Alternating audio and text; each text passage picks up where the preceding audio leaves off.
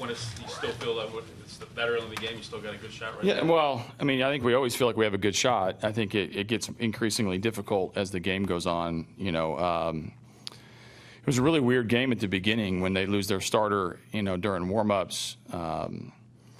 It's still a left-hander. It's a guy we've seen before, so that wasn't a huge disadvantage. A little weird, but it wasn't a disadvantage. And then, they jumped out with a couple solo homers, and they say solo homers never beat you. We tested that one a little bit today early, but Fire's coming back, in the 5th and 6th. That was incredible. And then Hoyt in the 7th and 8th, and then obviously it was an entertaining bottom of the 8th and the top of the 9th. But so many parts of that game where our guys hung in there, starting with Fires, and then our offense, and then Hoyt, and then obviously Harris came up big. Where's this power from Marlin coming from? He's had power. I think when he gets a good pitch to hit, he's always had power. I think the hunting of pitches and his ability to control his swing a little bit. He's not as wild outside the zone or even inside the zone, over swinging, and I think his maturity starting to show on both sides of the plate. The opposite field home run that's where the real men hit it, and he has that kind of power. He's just tapping into it by, getting himself in a few counts and getting some pitches to hit.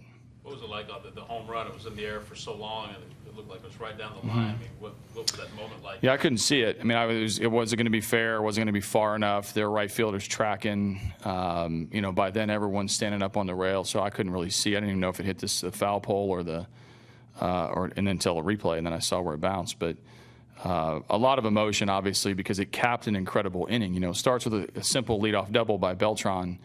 The Altuve walk will probably not be discussed a ton, but it was an incredible at bat. Gaddis a simple single, and then obviously set the tone. And then after that, what turned out to be huge was the tack-on runs. So there's just so much in that to be proud of, in that inning to be proud of out of our team, because we just never stopped.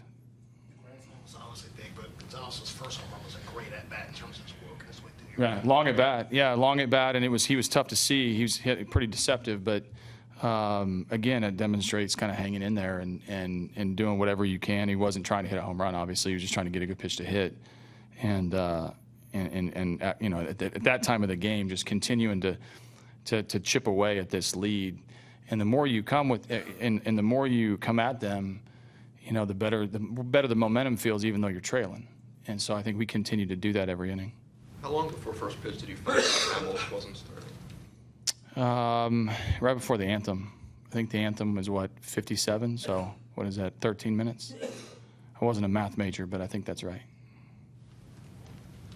About Fires and the home runs have been all year.